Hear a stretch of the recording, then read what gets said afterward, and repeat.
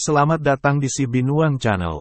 Terima kasih sudah mampir. Mari kita lanjutkan novel Tikam Samurai, Si Bungsu, karya Makmur Hendrik, bagian 147. Selamat mendengarkan. Orang-orang yang disuruh itu melaksanakan tugas mereka. Dan Bilal membawa si bungsu ke arah mayat-mayat Belanda itu diangkuti. Mayat-mayat itu ternyata diangkuti ke belakang kampung. Ke hutan belantara yang masih perawan. Kaum lelaki berkumpul di sana, menanti Bilal dan si bungsu. Semua mereka menoleh pada Bilal dan si bungsu yang baru muncul. Menatap dengan diam. Guru tiba-tiba menderam di angkasa. Bilal berhenti, demikian pula si bungsu. Para lelaki melirik ke samurai yang terpegang di tangan kanan si bungsu.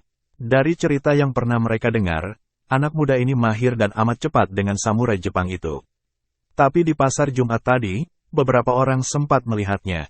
Itu pun secara tak pasti, sebab hampir semua mereka terlibat dalam perkelahian yang hanya sebentar.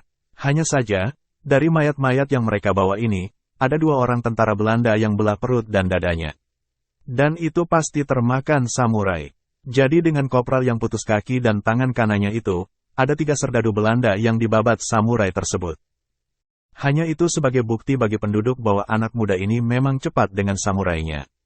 Hanya sayangnya tak seorang pun yang sempat melihat dengan pasti bagaimana caranya dia memainkan senjata maut itu.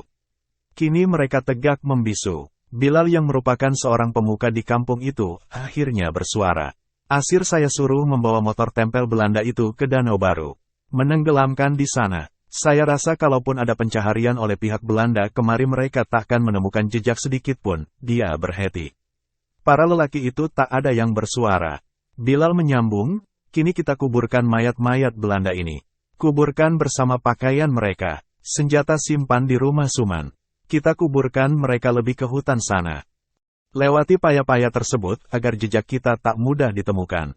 Kubur yang dalam, agar mayat mereka tak digali harimau. Masih tanpa suara, kaum lelaki itu mulai mengangkati mayat ke-6 serdadu Belanda tersebut. Guru kembali menderam rusuh di kaki langit. Mengirimkan suasana seram ke hati mereka. Satu demi satu mulai menyeruak rimba menuju paya-paya. Biar saya di depan membuka jalan. Si bungsu berkata sambil mendahului rombongan pemangku mayat tersebut. Di depan dia menghunus samurainya. Ketika dia akan menebas semak untuk membuka jalan, dia terhenti mendengar seruan Bilal. Jangan ditebas, tapi ini menyulitkan perjalanan yang memangku mayat. Ya, tapi tebasan itu juga akan memudahkan Belanda masuk untuk mencari jejak mayat teman-temannya. Si bungsu menjadi mengerti duduk soalnya. Dia mengagumi ketajaman firasat Bilal. Oleh karena itu dia memasukkan kembali samurainya. Kemudian dengan mempergunakan samurai bersarung itu dia menguakkan semak-semak untuk membuat jalan bagi temannya yang di belakang. Mereka berjalan dengan diam. Yang terdengar hanyalah geseran tubuh dengan dedaunan. Mereka melalui rimba yang lebat. Tak lama kemudian, mereka tiba ke tepi rawa dan bancah yang tadi disebutkan Bilal. Si bungsu menekankan samurainya ke dalam air. Menduga dalam bancah ini, ujung samurainya menekan tanah dasar air. Cukup keras, kemudian dia mulai melangkah masuk air. Yang lain menuruti. Kita ke seberang sana, tanyanya sambil menoleh pada Bilal yang berada di tengah barisan itu. Bilal mengangguk. Bungsu menepi memberi jalan kepada orang yang di belakangnya. Lelaki itu lewat dengan mayat letenan Belanda di bahunya. Berturut-turut lewat lelaki yang lain. Namun tiba-tiba si bungsu merasa dirinya jadi tegang. Matanya menyipit. Inderanya yang sudah terlatih di rimba Gunung Sago tiba-tiba mengisyaratkan bahwa ada bahaya mengancam. Samurainya dengan cepat berpindah ke tangan kiri. Sementara tangan kanannya menggantung melemas. Beberapa lelaki lagi lewat di hadapannya. Dia menatap dengan tegang. Bahaya yang tercium oleh firasatnya itu makin mendekat. Lelaki yang paling depan telah naik kembali ke tanah di seberang bancah sana. Jaraknya dengan si bungsu ada sekitar 2 depa. Si bungsu kenal benar dengan isyarat yang dia tangkap ini. Amat kenal. Hanya kini dia memastikan di mana sumber bahaya itu. Sedetik dia memejamkan mata. Inderanya yang terlatih, yang melebihi ketajaman indera binatang buas manapun, segera mengetahui bahaya itu. Tiba-tiba dia memekik seperti pekikan raja hutan. Pekikannya yang dahsyat itu diikuti oleh terangkatnya tubuhnya dari tempatnya tegak. Dirinya yang tadi tegak dalam rendaman air sebatas paha, tiba-tiba melambung dalam suatu lompat tupai yang terkenal itu. Tubuhnya mengapung segera dari permukaan air bancah, melambung ke arah depan di mana lelaki yang memangku mayat letenan itu tegak. Tidak hanya lelaki dengan mayat letenan itu saja yang tertegak diam.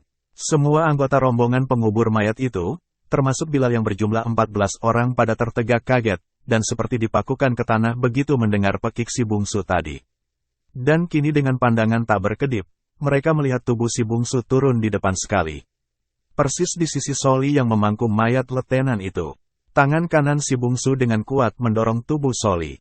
Karena di bahunya ada beban, Soli tak bisa menguasai keseimbangan, tubuhnya segera saja terdorong ke samping. Tak hanya sekedar terdorong, tapi terjatuh duduk. Belum habis kaget Soli dan semua teman-temannya melihat tindakan si bungsu, tiba-tiba saja dari hadapan tempat Soli tegak tadi, melesat suatu bayangan dengan suara menggeram hebat. Bayangan itu justru menerpa tempat Soli tegak tadi bersama mayat letenan tersebut di bahunya. Kini di tempat itu yang tegak bukan lagi Soli, tapi si bungsu. Si bungsu tak berani menerima terkaman itu, yang menerkamnya tak lain daripada seekor harimau besar. Dia melambung dengan lompat tupai ke kanan. Dan harimau itu menerpa tempat kosong.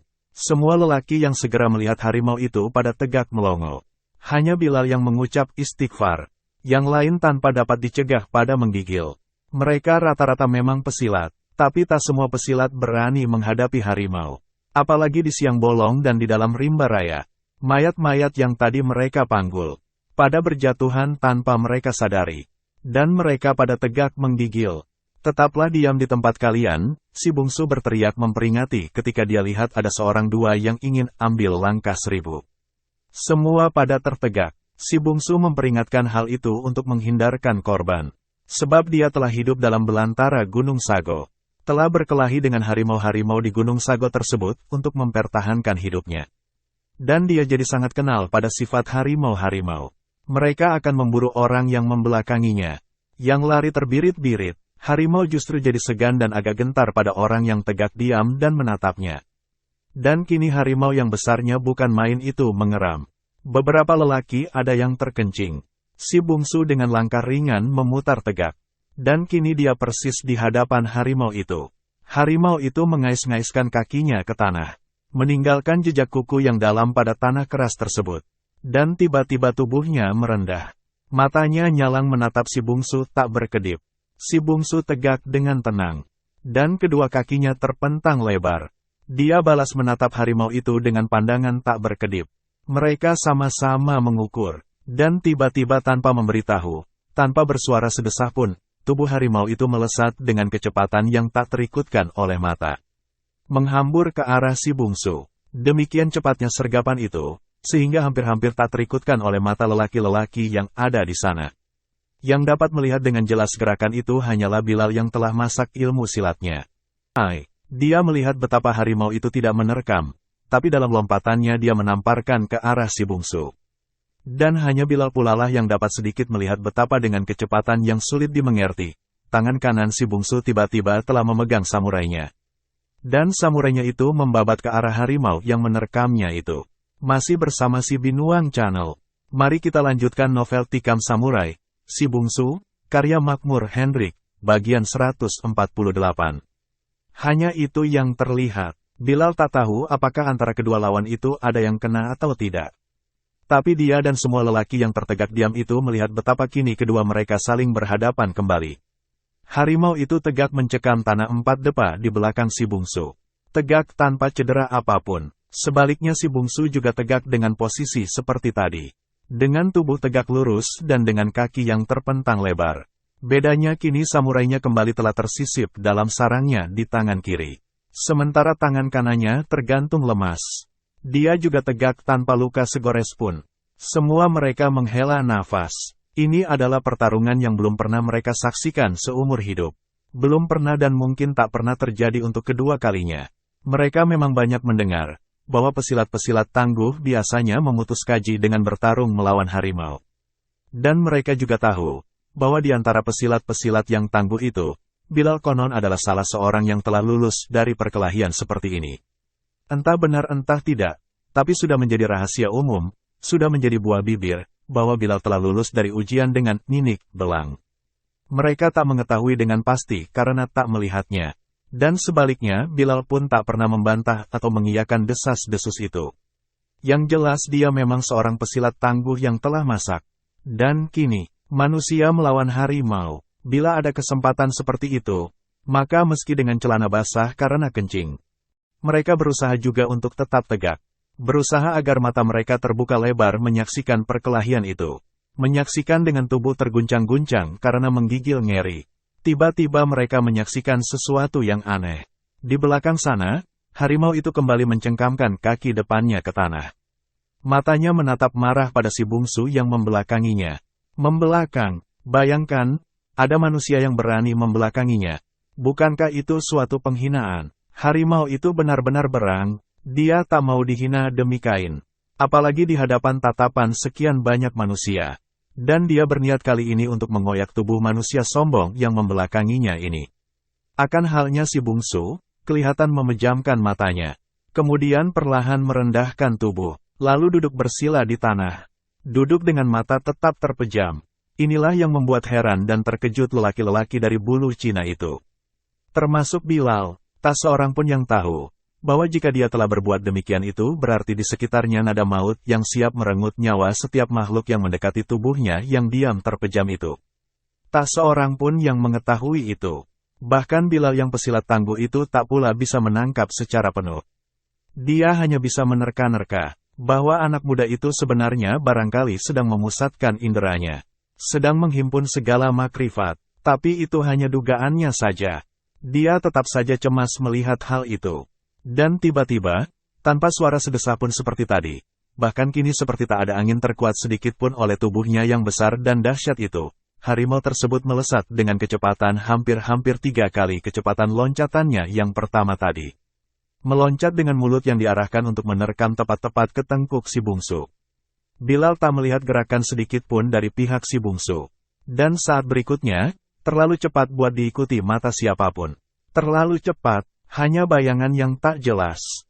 Mereka hanya melihat betapa kelebatan bayangan yang cepat itu, akhirnya berhenti dalam banca dari mana si bungsu tadi melambung keluar. Harimau itu tertegak dengan keempat kakinya di banca itu. Separuh tubuhnya bahagian bawah terendam dalam banca. Dan di bawahnya terhimpit si bungsu. Yang kelihatan keluar mencuat dari bawah perut harimau itu hanyalah tangannya. Tangan anak muda itu menggelepar dan buih air menggelembung ke atas. Gelembung air merah. Merah darah, tangan si bungsu sekali lagi kelihatan menggelepar. Harimau itu meraung panjang, mengejutkan dan membuat isi rimba di darat kampung bulu Cina itu berteperasan lari. Menyuruhkan diri ke tempat yang paling jauh. Raungan raja hutan itu benar-benar dahsyat. Bilal sendiri seperti dicopoti tulang belulangnya. Masih bersama si Binuang Channel.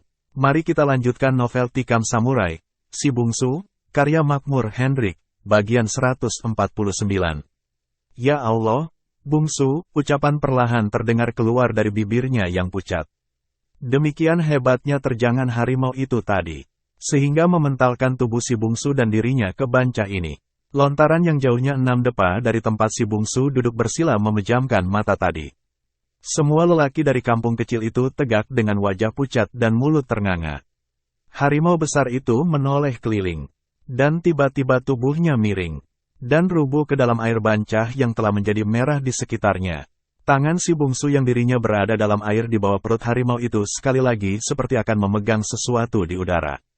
Meregang-regang, kemudian tenggelam ke dalam air. Terlihat gelembung-gelembung air, dan tiba-tiba kepalanya muncul.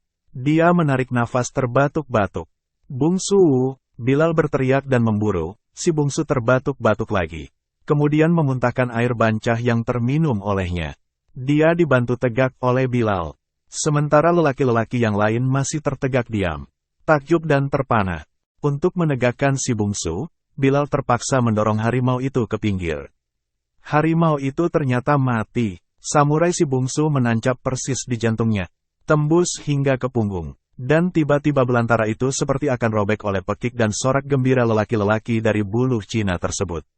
Mereka melupakan celananya yang basah karena kencing.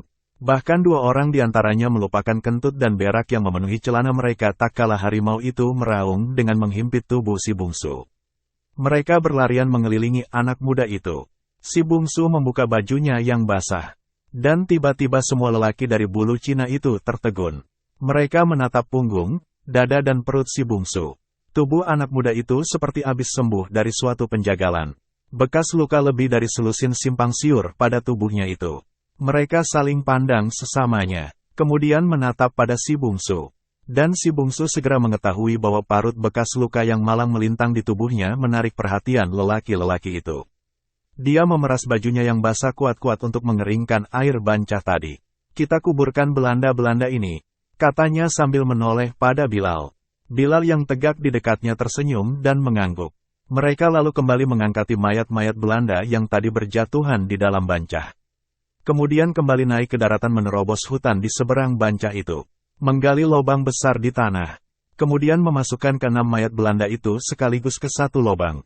Lalu menimbunnya. Nah, kini kita kembali ke kampung. Kita bawa bangkai harimau ini. Saya rasa ini adalah harimau yang menangkapi kambing kita. Dan mungkin juga yang menangkap dan memakan Tuar, Karim dan Bodu dahulu. Bilal berkata, dan para lelaki itu lalu mengikat kaki-kaki harimau tersebut. Dan sebuah kayu besar betis ditebang. Lalu dimasukkan di antara keempat kaki raja hutan itu. Dan dengan kayu itu, bangkai harimau besar tersebut dipikul oleh 6 orang lelaki menuju ke kampung. Di kampung mereka berpapasan dengan penduduk yang tadi disuruh Bilal menguburkan jenazah orang-orang yang meninggal dalam pertempuran di pasar Jumat itu. Dan penduduk segera saja jadi gempar tak kalah melihat mereka membawa bangkai raja hutan itu. Raja hutan itu segera diletakkan di pekarangan masjid di tengah kampung. Masih bersama si Binuang Channel. Mari kita lanjutkan novel Tikam Samurai, Si Bungsu, karya Makmur Hendrik. Bagian 150. Berita bahwa ada harimau mati dan bangkainya di halaman masjid, segera saja menjalar ke seluruh rumah penduduk. Penduduk yang tadinya setelah penguburan pada naik ke rumah masing-masing, takut keluar disebabkan peristiwa dengan tentara Belanda itu, kini segera berdatangan. Dalam waktu tak sampai 15 menit, semua penduduk kampung yang sekitar 1000 orang itu telah berkumpul di halaman masjid.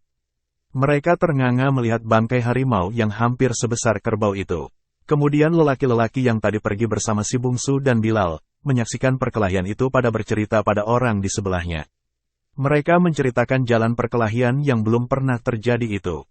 Dan bahkan ada yang menyatakan bahwa merekalah yang pertama melihat harimau itu. Saya lihat kepalanya di antara semak, kata lelaki yang ketika perkelahian itu terjadi, terpancar kencingnya dalam celananya. 4-5 orang penduduk merapatkan tegaknya. Lalu bagaimana? Wang lari? Jangan menghina ya, buruk-buruk begini saya pesilat. Begitu kepalanya saya lihat, saya berkata, maaf Iniak, kami akan liwat. Lelaki itu berhenti dan menatap pada penduduk yang mendengarkan ceritanya. Penduduk itu pada ternganga. Sementara Bilal dan si bungsu dan beberapa pemuka kampung lainnya kelihatan bicara serius di teras masjid. Kemudian, lelaki itu menyambung lagi, saya lihat harimau itu ragu. Saya menyuruh teman-teman semuanya berhenti. Saya letakkan mayat Belanda di tanah. Saya maju 2 langkah, lelaki itu membuat gerakan seperti meletakkan sesuatu di tanah, kemudian maju 2 langkah. Penduduk mengikuti dengan tak berkedip. Kemudian saya baca ayat kursi. Dan saya berkata, menghindarlah Iniak, cucumu akan lewat. Wang maju mendekati harimau ini. Pudin, seorang lelaki tua yang tahu benar Pudin ini penakut bertanya memutuskan cerita lelaki itu. Lelaki itu mendelik, membusungkan dada. Ya, tentu saja saya mendekati dan minta lewat. Bukankah begitu tata tertib dalam rimba? Saya tahu bagaimana caranya bersikap dalam rimba. Lalu apa kata harimau itu? Katanya, mana pula dia bisa berkata. Tapi dia mendengus. Saya membuka langkah 4. Kalau dia menyerang saya sudah siap. Tahu-tahu harimau itu menyerang si bungsu. Mungkin dia melihat tak ada pintu masuk dari pertahanan yang saya buat seperti ini. Dia menirukan langkah 4 yang pernah dia pelajari sambil lalu dahulu. Tiba-tiba dia terhenti, karena ketika dia menoleh ternyata tak seorang pun di antara penduduk yang tegak mengelilinginya. Semua penduduk kini telah berkumpul di keliling Bilal di depan teras masjid. Pudin si pembual itu tak jadi berakting. Dia juga membuat langkah 4 menuju kerumunan orang ramai itu. Di teras masjid Bilal angkat bicara. Saudara-saudara, pertama kami minta maaf atas jatuhnya korban kanak-kanak, perempuan dan beberapa orang penduduk kampung kita ini dalam perkelahian dengan Belanda tadi. Ada 9 orang yang meninggal, suatu jumlah yang banyak.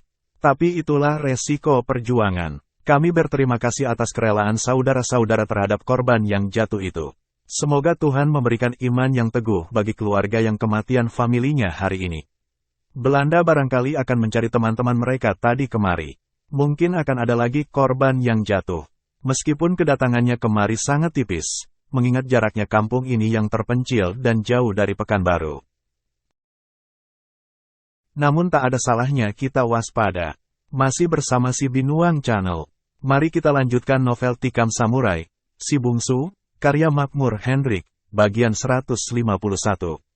Kita akan menempatkan setiap hari 2 orang pengintai.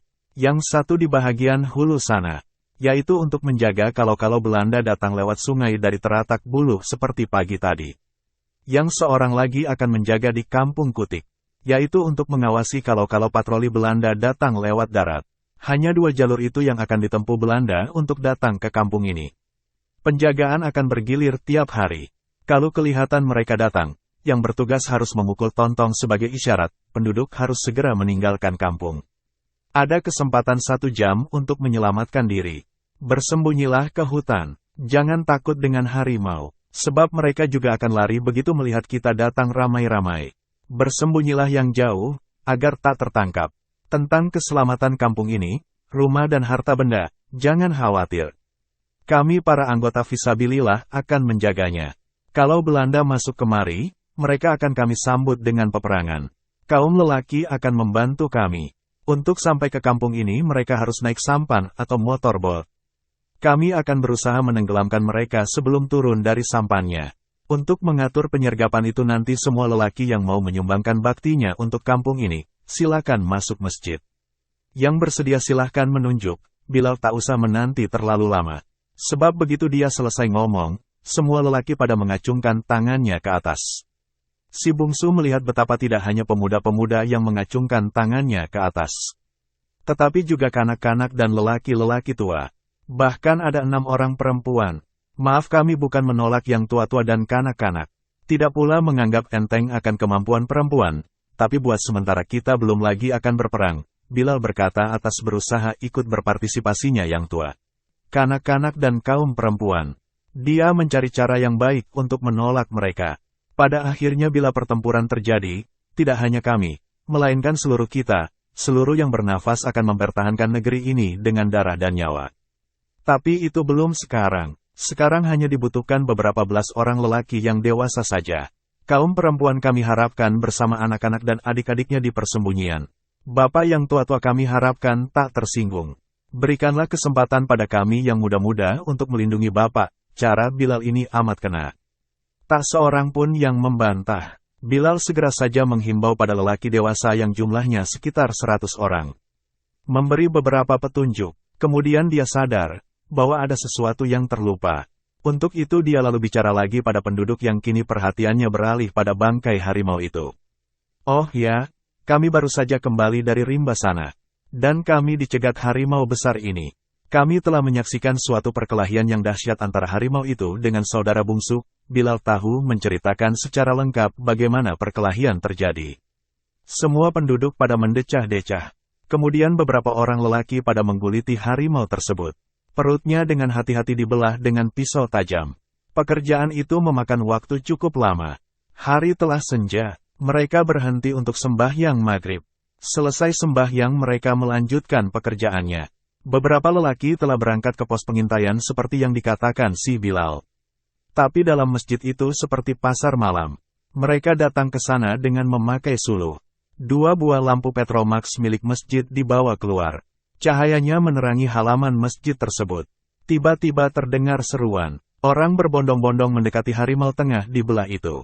Para perempuan berteriak kaget. Demikian pula lelaki. Dari dalam perut harimau itu, mereka mengeluarkan beberapa buah gelang dan cincin emas. Ada cincin berbatu akik besar. Gelang sumi. Ya, ini gelang sumi. Terdengar teriakan-teriakan.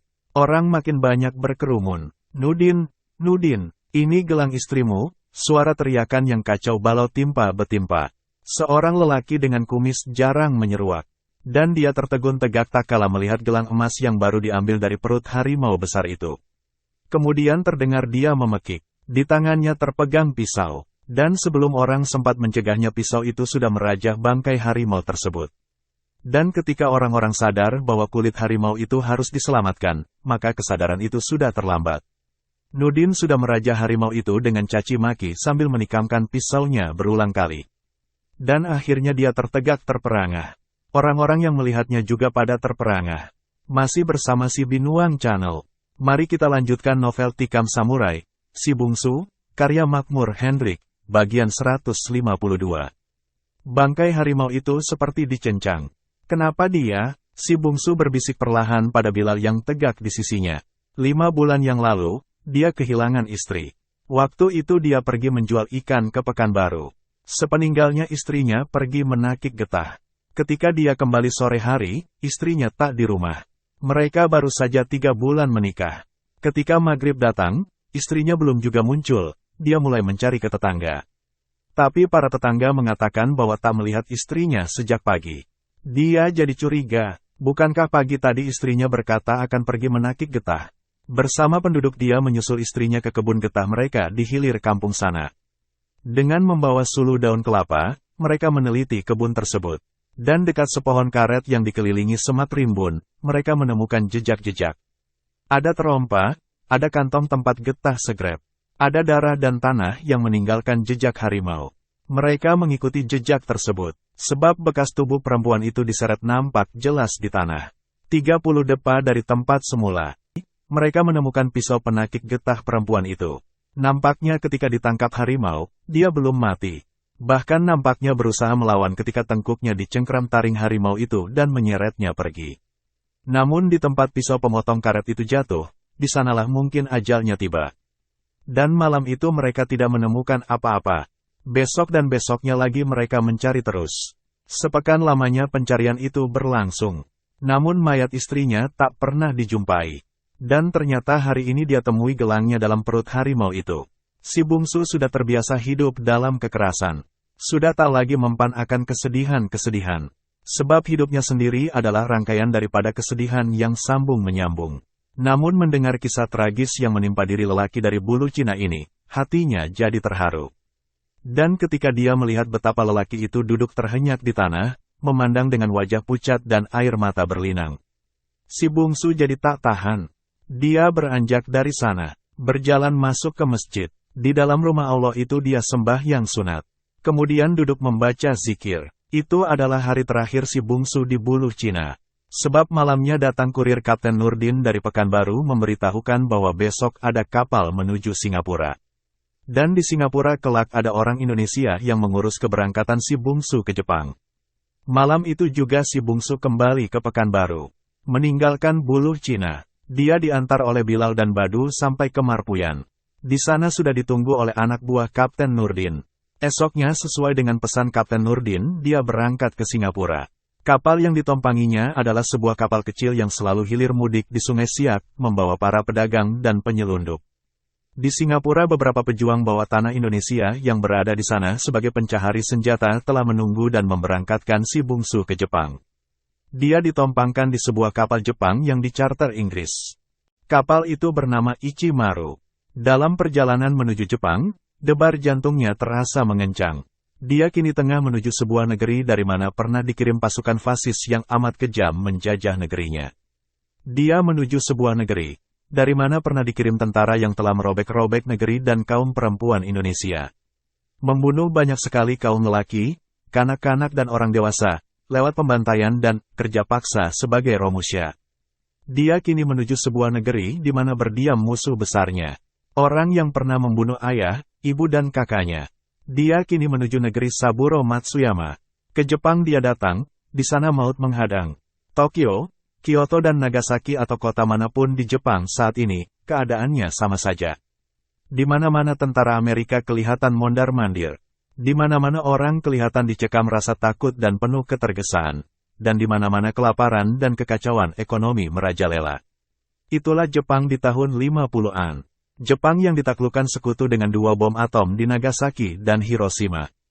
Dan kini bulan November, musim gugur sudah mendekati masa akhirnya. Desember salju akan turun. Dalam musim gugur begini, Semua orang kelihatan bergegas kemana-mana. Daun-daun pada berguguran meski angin tak bertiup. Pohon-pohon kini pada gundul. Dahan dan ranting kelihatan seperti akar tercabut yang diletakkan terbalik menggapai langit. Angin kencang yang bertiup seperti mengiris daging terasa dalam cuaca begini. Orang lebih baik tetap tinggal di rumah. Berlindung di bawah selimut. Jalan-jalan kelihatan sepi. Tokyo yang besar dan berpenduduk ramai itu juga sepi dalam cuaca musim gugur begini. Di bahagian utara, masih dalam lingkungan kota Tokyo, ada sebuah taman yang terbengkalai. Namanya Asakusa. Rencananya taman itu akan dibuat besar dan indah. Tapi kekalahan dalam perang membuat rencana taman itu tak jadi dikerjakan. Masih bersama si Binuang Channel. Mari kita lanjutkan novel Tikam Samurai, Si Bungsu, karya Makmur Hendrik. Bagian 153. Di sudut taman yang belum rampung itu berdiri sebuah bangunan tua tapi bersih. Bangunan itu semula adalah rumah penginapan bagi pekerja-pekerja yang akan membangun taman tersebut. Karena tamannya tak jadi, maka rumah itu kini dijadikan penginapan. Namanya diambil dari nama daerah dan taman di mana dia berada, yaitu penginapan Asakusa. Di luar, penginapan itu kelihatan sepi. Tamu-tamu tak seorang pun yang kelihatan di ruang depan. Pemilik penginapan sudah mulai bersiap-siap untuk mematikan lampu dan siap untuk tidur, ketika di depan penginapan itu terdengar suara mobil berhenti. Kemudian disusul suara tawa dan pekik menghimbau. Setelah itu suara derap sepatu dan suara cekikikan perempuan. Pemilik penginapan itu segera bersinar wajahnya. Suara seperti itu pastilah pertanda uang masuk. Dia segera mendorong yaitu pintu yang bisa didorong ke kiri dan ke kanan yang terbuat dari kertas berbingkai kayu. Dan 3 orang serdadu Amerika dengan seragamnya yang mentereng segera saja masuk ke ruang tamu. Bersama mereka terlihat 3 orang perempuan Jepang. Konbanwa, yang berpangkat letnan memberi ucapan, "Selamat malam," dalam bahasa Jepang beraksen kasar. "Konbanwa," jawab pemilik penginapan sambil berkali-kali membungkuk memberi hormat. "Kami butuh 3 kamar," tentara Amerika itu berkata, dan kembali pemilik penginapan Asakusa itu mengangguk-angguk. Dia mengantar 2 tentara ke 2 buah kamar yang kebetulan kosong. Dan si letnan dia antarkan ke kamar yang dekat taman. Pemilik kediaman itu mengetuk pintu. "Gomen kudasai," katanya keras menyuruh membuka pintu. Ketika pintu tak juga kunjung dibuka dari dalam, dia langsung mendorong pintu tersebut hingga terbuka. Di dalamnya, seorang lelaki muda menggeliat di bawah selimut. "Maaf, keluar dahulu sebentar. Kamar ini akan dipakai." Lelaki muda itu tak memprotes. Sebab sejak 3 bulan tinggal di penginapan ini, kejadian seperti ini sudah sering terjadi. Kamarnya dipakai sementara untuk berbuat mesum oleh tentara Amerika. Kemudian jika selesai, dia masuk lagi. Yaitu setelah tentara Amerika itu keluar. Menjijikkan memang, tapi begitulah cara hidup yang aman di Jepang saat itu. Persetan segala kejadian. Berani melawan, bisa ditangkap dengan tuduhan melawan tentara Amerika. Buat saat ini, melawan tentara Amerika berkelahi misalnya, jauh lebih berbahaya daripada membunuh 2 atau 3 orang Jepang. Kalau membunuh 2 atau 3 orang Jepang masih ada jalur hukum yang ditempuh. Ke pengadilan, pengusutan tapi melawan tentara Amerika bisa ditembak di tempat. Tak peduli salah atau benar. Sadar akan hal inilah makanya anak muda itu lalu bangkit. Kemudian memakai pakaian seadanya. Lalu melangkah keluar kamar. Di pintu langkahnya tiba-tiba berhenti. Menatap pada gadis yang tegak dengan mata sembab bekas menangis di samping tentara Amerika. Gadis itu amat cantik. Berambut hitam berhidung mancung dan bermata gemerlap. Tapi bukan kecantikannya itu yang membuat langkahnya terhenti. Gadis itu pernah dia lihat 2 hari yang lalu. Tapi ingatannya hanya sampai di sana. Gadis itu telah ditarik oleh letnan ke dalam. Dan pintu itu ditutupkan oleh pemilik penginapan. Di dalam kamar, lelaki muda itu mendengar gadis tadi. Suara bergumul seperti orang berlarian di dalam kamar tersebut. Dia mengumpulkan ingatannya lagi. Bukankah gadis itu yang dia temui 2 hari yang lalu di Jalan Ginza?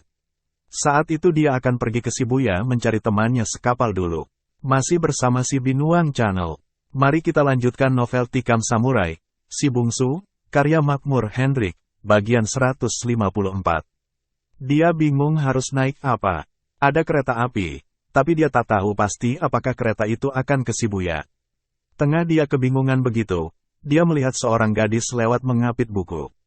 Bergegas dia mendekati gadis itu dan membungkuk hormat.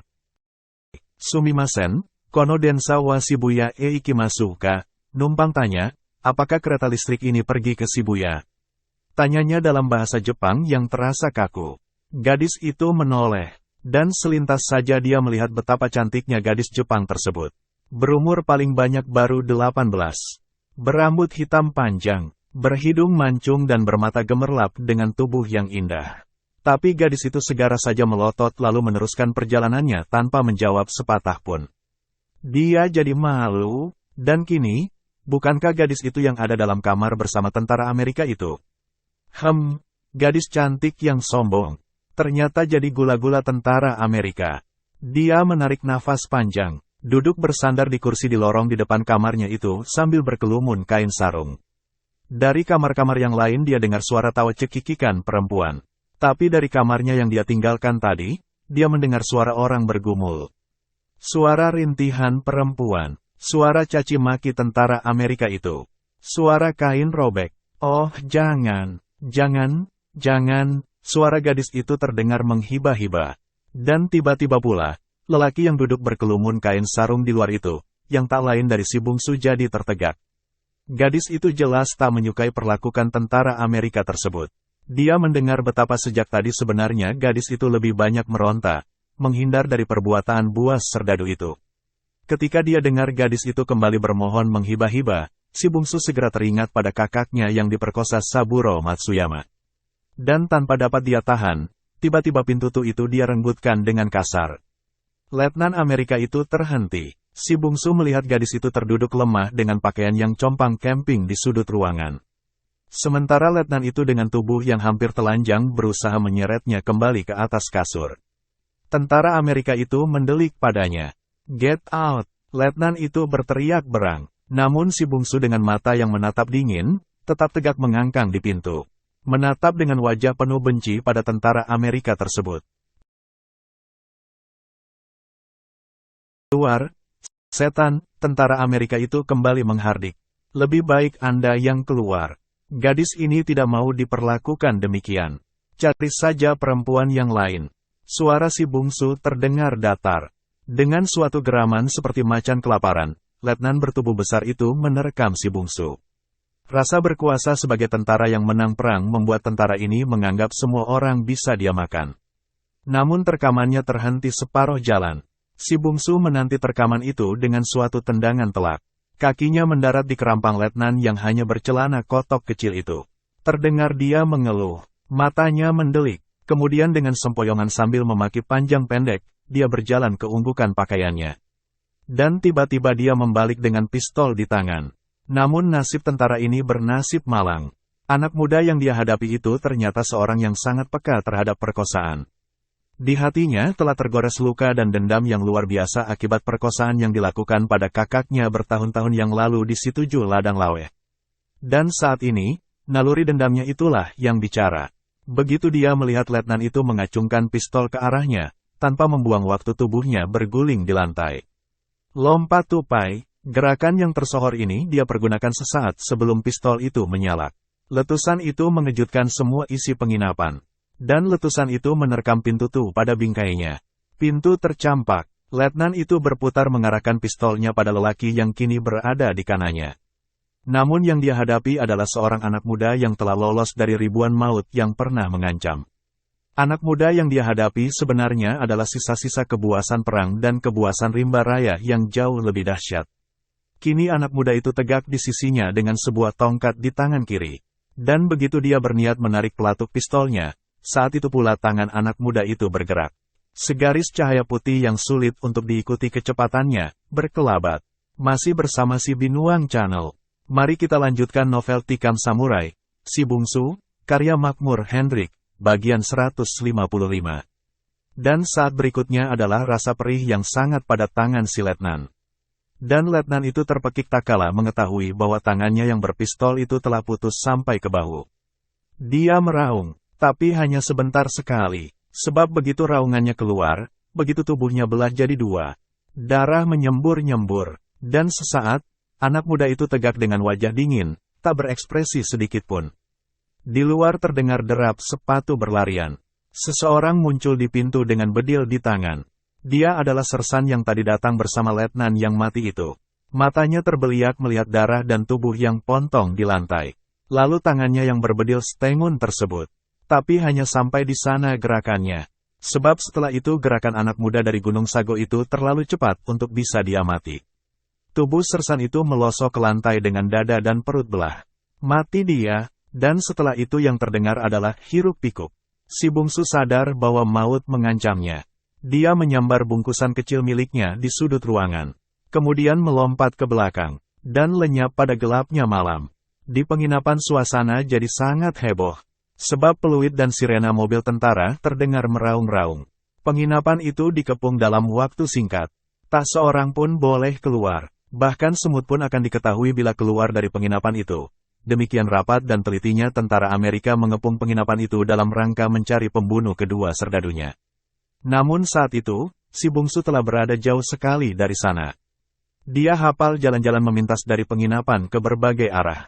Sebab dia sudah 3 bulan menginap di sana. Dia tak berani naik taksi.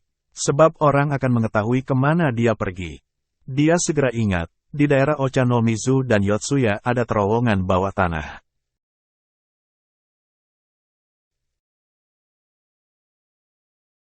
Terowongan ini pada awalnya adalah untuk riol air. Tapi dibuat sedemikian besarnya sehingga sebuah truk bisa masuk. Dan terowongan itu bersimpang siur di bawah tanah. Terbuat dari beton. Sementara di atasnya ada jalan raya, jalan kereta api atau bangunan. Dan di zaman Perang Asia Pasifik, di mana Jepang menerjunkan diri, malah bergabung dengan fasis Hitler di Eropa, terowongan bawah tanah itu ditingkatkan menjadi lubang perlindungan. Yaitu menjaga kemungkinan sewaktu-waktu Tokyo diserbu tentara sekutu. Terowongan itu bisa memuat ratusan ribu penduduk. Tapi ternyata terowongan itu tak pernah dimanfaatkan. Artinya tak pernah dimanfaatkan untuk perlindungan peperangan. Sebab tentara sekutu tak pernah menyerbu Tokyo. Mereka hanya menjatuhkan 2 buah bom atom di Hiroshima dan Nagasaki. Dan itu sudah cukup melumpuhkan seluruh Jepang. Sebab kedua kota ini adalah kota utama menghimpun kekuatan militer Jepang. Di kedua kota inilah, terutama Hiroshima, seluruh persenjataan bala tentara Jepang dibuat. Kota ini adalah kota industri senjata. Dan begitu bom meluluhkannya, maka lumpuhlah kekuatan bala tentara Jepang. Kini tentara Amerika memang datang ke Tokyo. Tapi penduduk Tokyo tak perlu lagi bersembunyi ke dalam terowongan. Sebab tentara Amerika datang sebagai penguasa baru. Dan rakyat Jepang juga tak seorang pun yang mengangkat bedil melawan Amerika. Mereka menanti sebagai orang dikalahkan. Si bungsu berniat ke terowongan itu. Terima kasih sudah bersama si Binwang Channel. Jangan lupa mampir pada bagian selanjutnya novel Tikam Samurai, Si Bungsu karya Makmur Hendrik.